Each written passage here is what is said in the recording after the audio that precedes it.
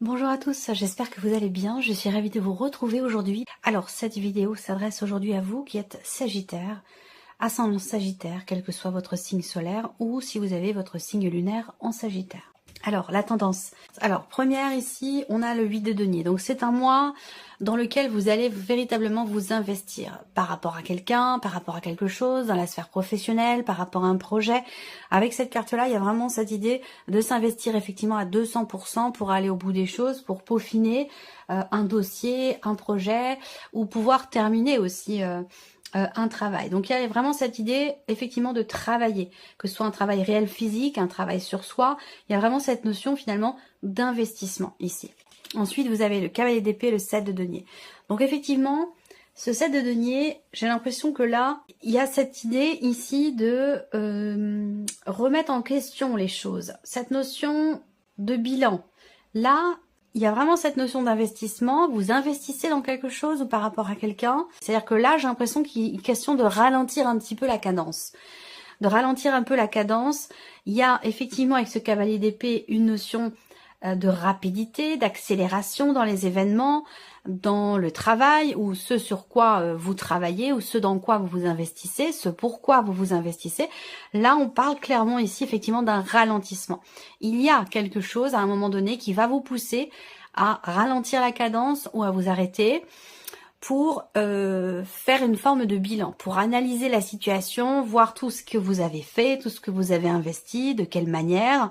Voilà, donc le mot vraiment que je retiens pour vous, c'est quelque part la notion de bilan d'analyse et la notion de ralentissement. Ce qui n'est pas forcément négatif, hein, bien entendu. Hein, on n'a pas de connotation ici positive ou négative. On va commencer par la sphère émotionnelle et sentimentale. On parle d'investissement émotionnel ici, par rapport peut-être à quelqu'un qui a beaucoup d'importance à vous dans votre vie, par rapport à une personne qui est possiblement d'un signe d'air. Soit c'est par rapport à quelqu'un qui est d'un signe d'air, ce que je viens de vous présenter, si c'est dans un cadre relationnel, donc par rapport à une personne qui est Gémeaux, Balance ou Verseau. Et puis pour d'autres, ça va être plutôt par rapport à vous-même en fait, votre manière à vous de donner, de tout donner, de vous investir.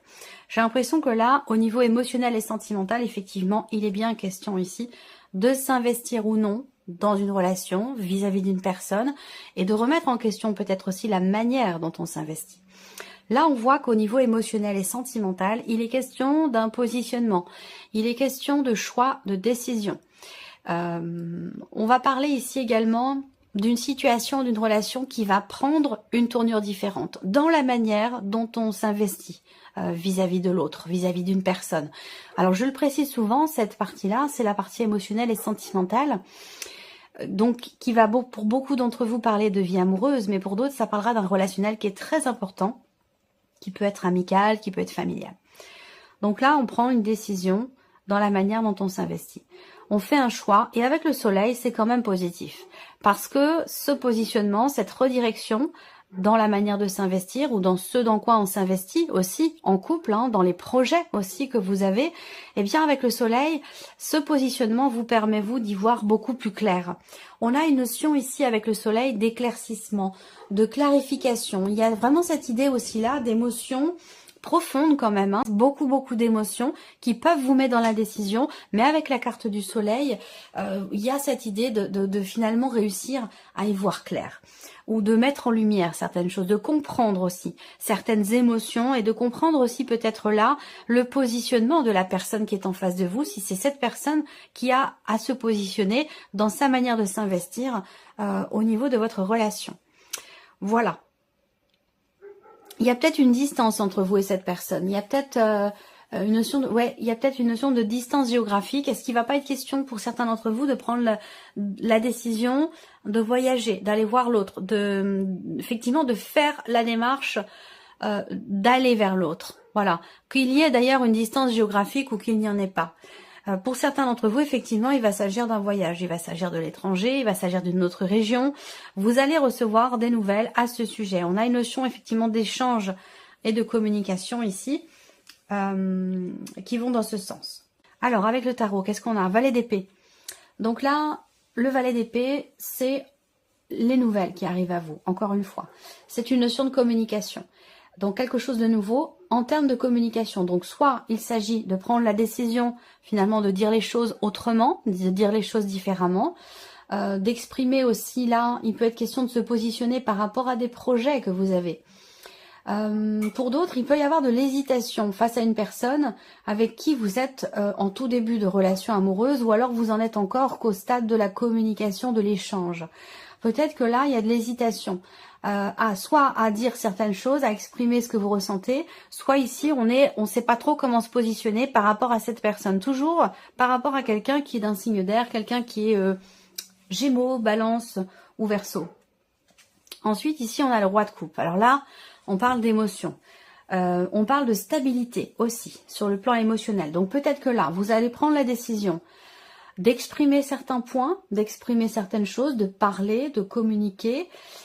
Et c'est ça qui peut vous permettre de trouver quelque part une forme de stabilité sur le plan émotionnel ou dans ce que vous partagez avec une personne.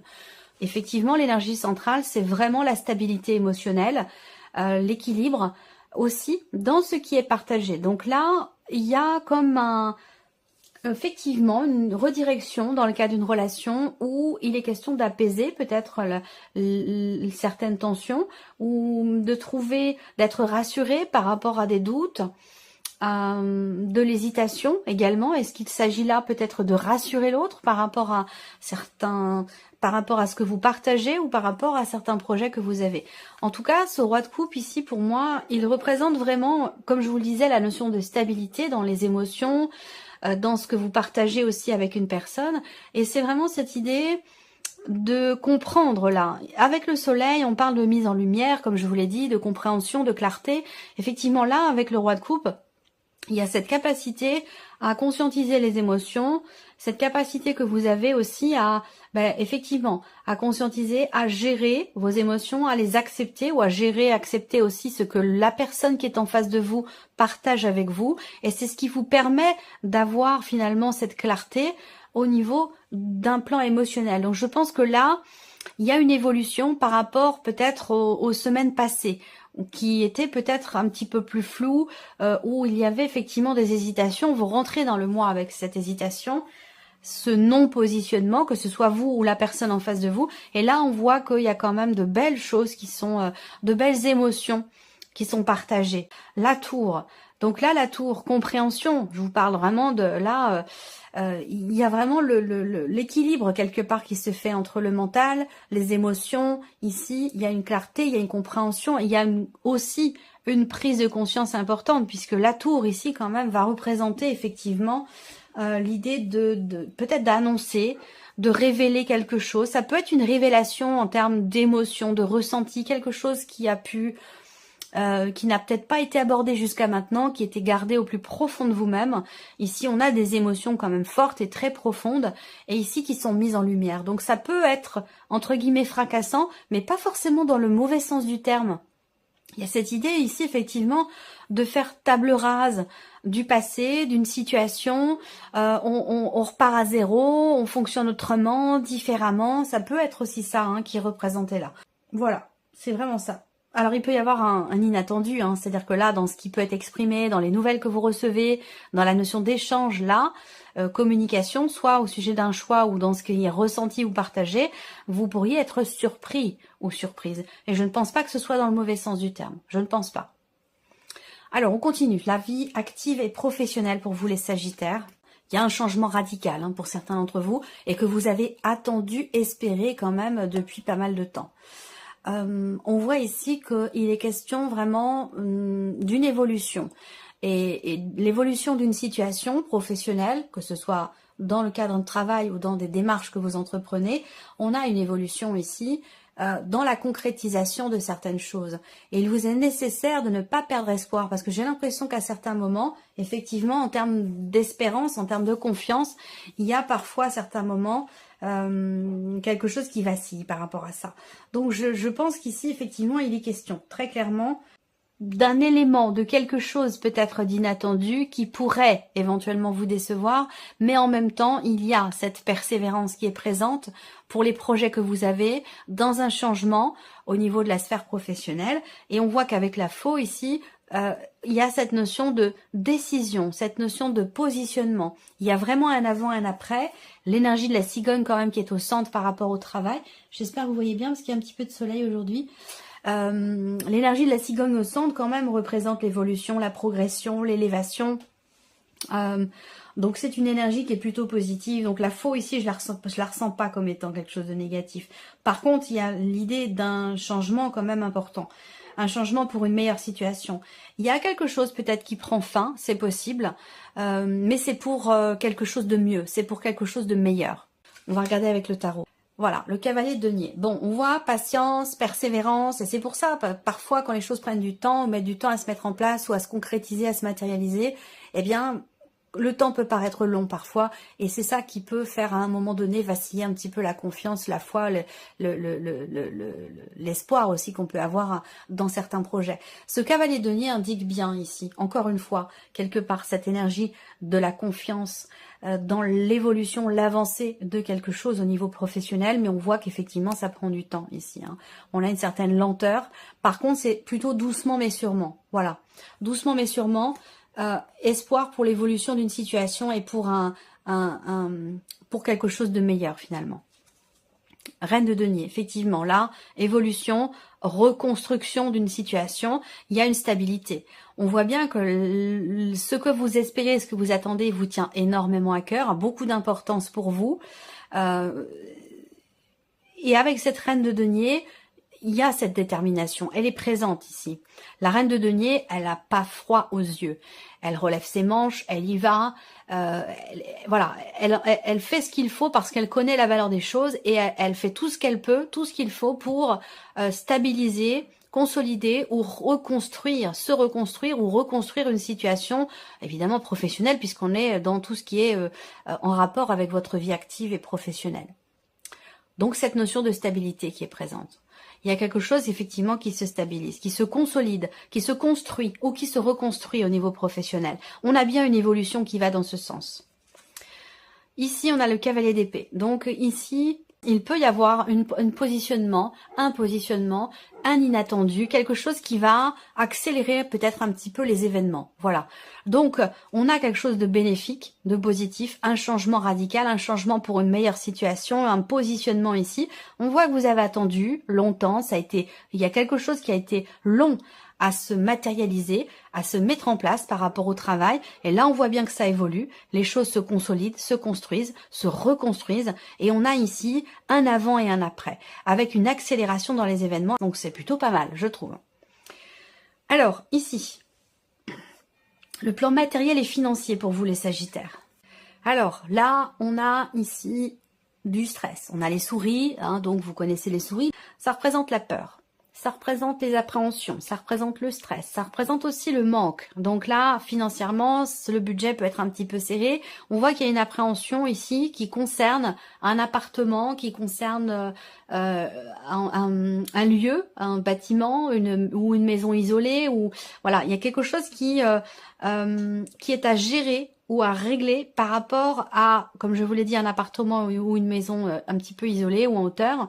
Quelque chose à gérer parce que visiblement ce bâtiment-là dont il est question n'est pas forcément au mieux de sa forme. Donc est-ce qu'il n'est pas question ici de rénover quelque chose, de rénover, de reconstruire, de réparer, de consolider? Voilà. Et ça peut avoir un rapport aussi avec l'environnement de ce bâtiment, l'extérieur. Donc là, il y a une appréhension financière parce qu'il y a peut-être des réparations à venir, des choses à payer. Là, il y a du stress aussi par rapport à tout ce qui est administratif, officiel, juridique, étatique. Il y a pas mal d'appréhension financièrement parlant et on voit que c'est quelque chose qui fait peur, c'est quelque chose qui stresse un petit peu. Voilà. Alors, on va regarder avec le tarot. Qu'est-ce qu'on a? Le pendu. Alors, le pendu ici, par rapport aux peurs, par rapport au stress, c'est une carte qui vous invite à essayer de voir les choses autrement, différemment, à essayer de trouver ici. Et le pendu, c'est un petit peu son énergie quand même. C'est l'idée de se recentrer en soi-même et d'aller chercher les réponses à vos questions qui sont en vous. C'est cette nécessité, ce besoin, effectivement, d'avoir un positionnement différent par rapport à la situation qui vous stresse ou qui vous fait peur, pour avoir des perspectives différentes et avoir aussi peut-être des réponses aux questions que vous vous posiez jusqu'à maintenant. On peut parler effectivement d'une situation aussi là qui est bloquée au niveau financier ou concernant de l'immobilier, un bâtiment, un appartement, une maison. On peut parler ici effectivement de blocage qui crée du stress, de l'agacement, de l'énervement, quelque chose comme ça. Il y a une forme d'impatience là, hein, par rapport à une situation financière ou par rapport à un bien immobilier. Le 7 de denier, effectivement, ici, vous l'avez dans les énergies principales, c'est l'idée de réfléchir, encore une fois, à tout ce que vous avez peut-être déjà investi dans cet appartement, dans cette maison. Est-ce que je fais des rénovations? Est-ce que je les fais pas? Ça risque de me mettre en péril financièrement. Est-ce que je peux allouer ce budget pour des réparations, pour refaire le jardin, ou pour l'appartement ou la maison? Là, avec le 7 de denier, voilà, on fait une forme de bilan, on réfléchit, on analyse. Qu'est-ce que j'ai? Est-ce que j'ai de l'argent de côté? Est-ce que je peux dépenser cette somme-là sur ce mois? Est-ce que voilà, on analyse le budget, on analyse ses finances, on réfléchit, on prend du recul, on prend de la hauteur, et c'est très bien. C'est quelque part un petit peu ça aussi qui permet de voir les choses autrement, différemment, comme la carte du pendu vous y invite. Le 2 d'épée. Donc des questions ici, hein, beaucoup de questionnements. Le 2 d'épée par rapport aux finances, on va parler effectivement d'hésitation. Il y a peut-être, comme je vous le disais depuis tout à l'heure, des décisions à prendre qui peuvent être importantes, qui peuvent être difficiles pour vous. Et vous ne savez pas quoi choisir. Ça peut être aussi l'idée là, pour certains d'entre vous, d'avoir à décider entre deux corps de métier, deux points différents mais importants, qui concernent les finances ou qui concernent une rénovation, des réparations, quelque chose comme ça. Là, avec le 2 d'épée, on ne sait pas à quel sein se vouer, on ne sait pas quelle décision prendre ou quelle option choisir. Et dans ces cas-là, il est question vraiment de s'en remettre à son intuition, à ses ressentis, de suivre son instinct, tout simplement ici, parce que le mental, visiblement, a quelques difficultés à trancher, à décider. Allez, on passe à la surprise et l'inattendu. Qu'est-ce qui pourrait se passer de surprenant ou d'inattendu pour vous, amis Sagittaires? Alors, ça peut être un appel téléphonique, ça peut être une conversation. Donc, il peut y avoir une surprise, un inattendu lors d'une conversation, lors d'un appel téléphonique, quelque chose qu'on vous annonce. Ça peut être aussi une situation, un relationnel aussi, dans la fratrie entre frères et sœurs. Et là, on va parler d'une dispute, on va parler d'un désaccord, on va parler d'une tension ici. Il sera question peut-être de parler, d'aborder un sujet qui effectivement est conflictuel. Mais bon, on va voir la troisième carte, c'est la carte qui vous représente vous ou qui représente la personne en question avec qui il est question de parler, de discuter. Là, ça peut être aussi un conflit, une tension au niveau du couple. Donc là, il peut y avoir des désaccords dans le couple ou des désaccords dans... Il peut y avoir aussi là, oui, c'est vraiment quelque chose de conflictuel. Hein. Ça peut être soit un conflit intérieur par rapport à des frères et sœurs ou par rapport au couple, soit carrément ici une dispute hein, dans le couple ou dans une fratrie.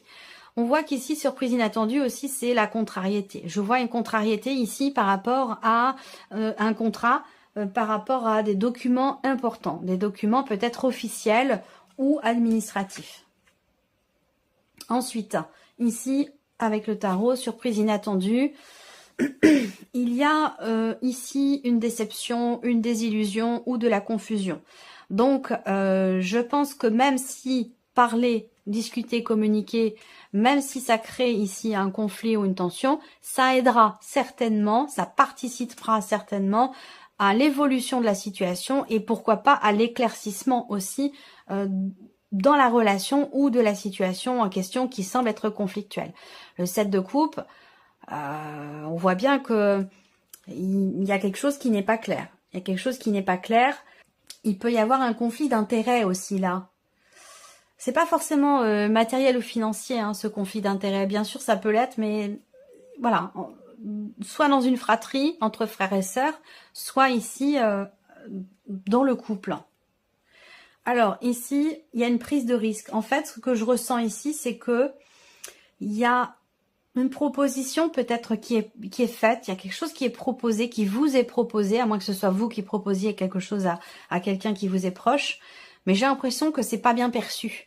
Et que la personne en face vous dit non mais ça va pas, c'est trop risqué, on peut pas faire ça. Vous voyez, quelque chose de cet ordre-là. Et on voit de la déception par rapport à ça. Bah oui, 5 d'épée, conflit, là c'est pareil. Hein. 5 d'épée, donc la surprise inattendue, elle est pas formidable. Je vous le dis comme ça l'est. Hein. Elle est pas formidable. Hein.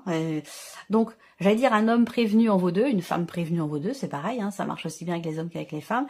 Mais là, on a effectivement quelque chose à régler. Hein. Alors, est-ce que c'est un conflit intérieur avec soi-même? Là, il y a l'idée de prendre un nouveau départ, de s'y préparer en tout cas, et visiblement, ça pose problème. Ça semble être conflictuel. Soit c'est un conflit avec vous-même, conflit intérieur, soit c'est, comme je vous le disais, dans la fratrie ou dans le couple.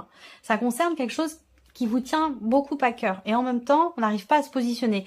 Et c'est peut-être ce non-positionnement qui agace l'autre, qui énerve un peu. Donc, il va être question d'aborder tout ça pour repartir sur le bon pied, j'allais dire. Bon, néanmoins, on a quand même le 5 d'épée. Donc, avec ce 5 d'épée, bon, il y a des mots plus haut que d'autres. Il y a quelqu'un face à vous qui peut avoir un esprit de contradiction. Hein. Ça peut être aussi ça, hein, l'idée d'être constamment contredit, d'être constamment, voilà, c'est-à-dire que vous dites noir, la personne en face, elle va vous dire blanc. Vous dites blanc, elle va vous dire noir. Vous voyez, quelque chose comme ça. Donc ça peut être agaçant au bout d'un moment, ça peut être énervant. Voilà pour vous, amis Sagittaires. J'espère que cette vidéo vous a plu, que ce tirage résonne en vous. Et puis bien sûr, on se retrouve très bientôt pour les prochaines vidéos. Au revoir.